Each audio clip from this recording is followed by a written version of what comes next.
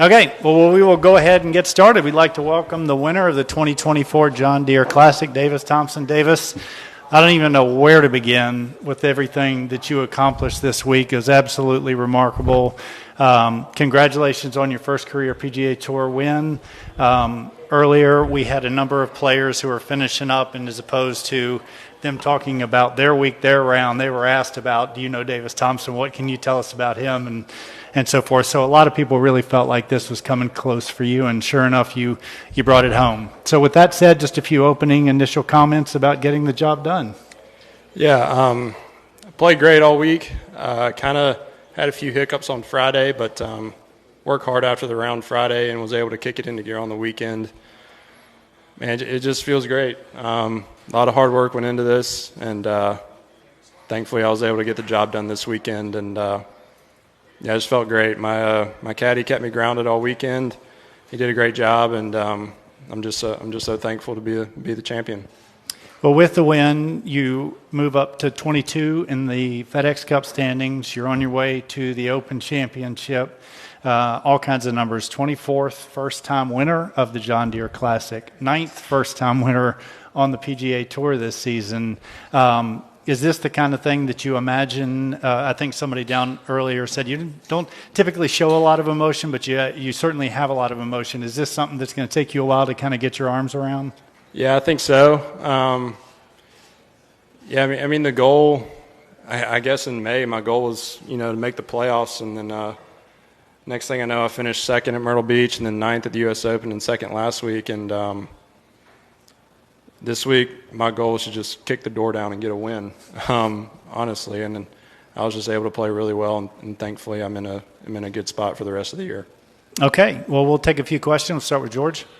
You talked about kicking the door down. Birdieing 5 of the first 6 holes made quite a statement today in the final round, didn't it? Yeah, definitely. I just wanted to stay aggressive. I wanted to I knew there were going to be low scores out there today just because the wind kind of died down and the conditions were a little soft.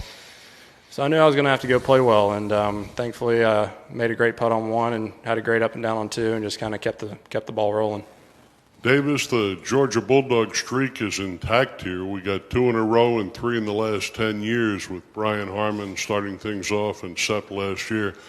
What can you say about that program? Are they going to start questioning the recruiting over there? Yeah, Coach Hack and Coach Doug and Mookie now, it's a pretty cool fraternity out here.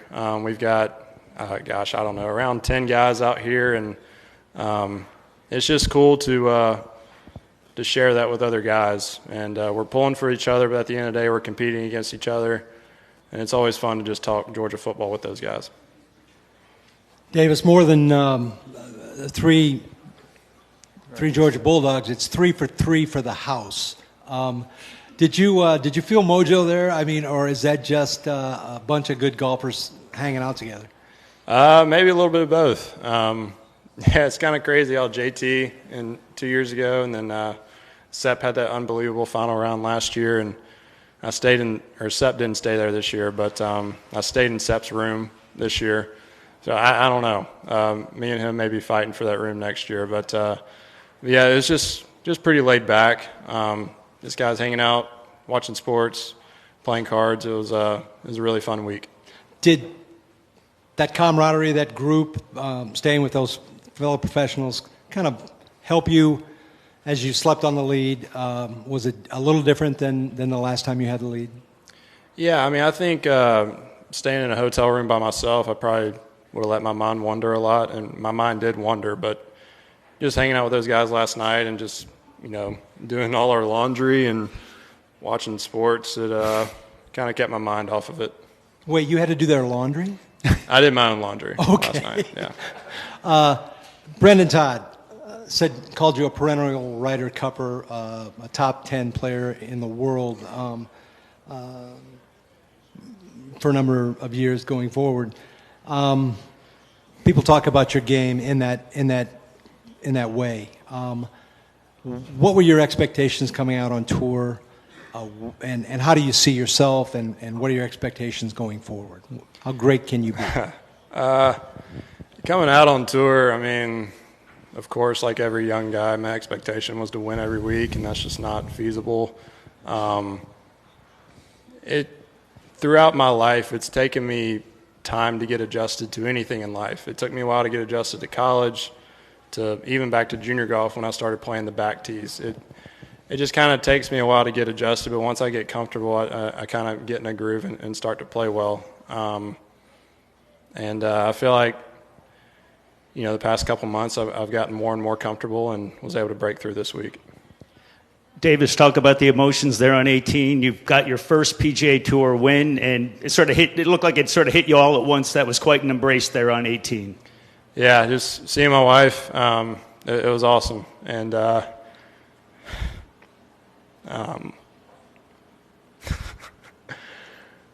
it's just we've been through a lot this past year, and just to see her, it was really cool. I'm sure there's a long list of people you'd like to share this great moment with, but maybe just reflections on some of the people that were with you from the get-go through your golf game.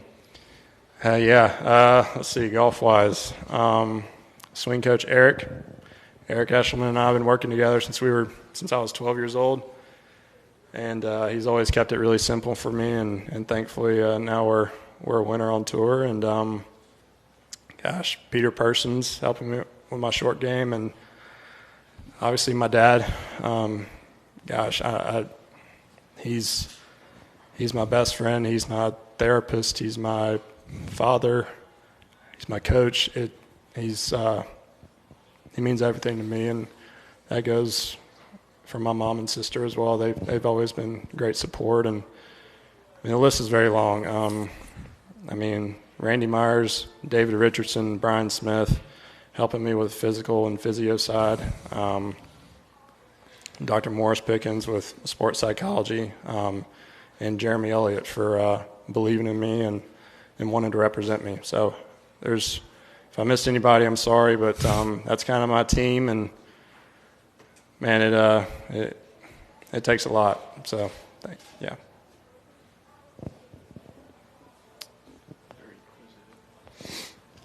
What are your goals now? Obviously you haven't had time to process, but our Ryder Cups and President Cups and major championships. Do you see yourself capable of doing those things? And how do you go? What are your goals going forward right now? Yeah, obviously those are the goals, to get on those teams and to be contending in majors every year. But now that I've got my first win, I feel like the work's only beginning. The goal is to play this game for 20 plus years and have a great career. And as far as goals, I'm just not really thinking about that right now. I'm just hopefully trying to get some sleep on this charter flight. Davis, what does it mean to you as a Georgia native, an Atlanta boy, to not have to ask anyone for a ticket to the Masters in 2024? Yeah, it feels pretty good. Just watching that tournament growing up and being able to play in it next year, it's a bucket list type thing, and hopefully I can go get some good practice rounds and prepare the best I can for it. But I've only been a handful of times, so it'll be cool to actually play in it. Matt? Sorry, I don't want to bring you back to the emotion too much, but I've seen you go through a lot of pretty impressive things and not really show a lot of emotion, but you just teared up a little bit talking about your wife. Obviously, it can be a pretty lonely road out here being on tour, and that's been an adjustment for you the last couple of years. What has she meant to you throughout this time to have her along on the journey with you? Yeah, she means everything to me. We knew each other in high school, started dating in college, so I've known her forever, and she's my best friend, and I've felt a lot more comfortable this year having her on the road with me and traveling together. And last year it kind of got lonely just because we weren't married yet until May, and even then I felt like I was still kind of traveling alone. But it's been awesome to have her by my side. I wouldn't want anybody else. Anybody else? Can you just address? Wait, 1 second. Hold on.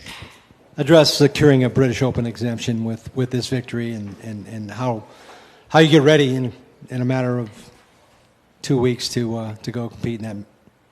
Yeah, my goal coming into this year was to try and play in all 4 majors, and unfortunately didn't play the Masters of the PGA. But my game's just come along this last few months, and to be able to qualify for such a historic event like the Open is awesome. And I've never been over to Scotland, so I'm pretty excited to get over there and prepare. And like I said, hopefully get some rest.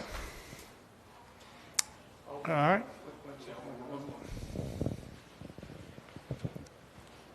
You made some changes, I think, in your bag 2 or 3 months ago. How has that kind of really made things click for you here recently? Yeah, big shout out to Craig Allen at Sea Island.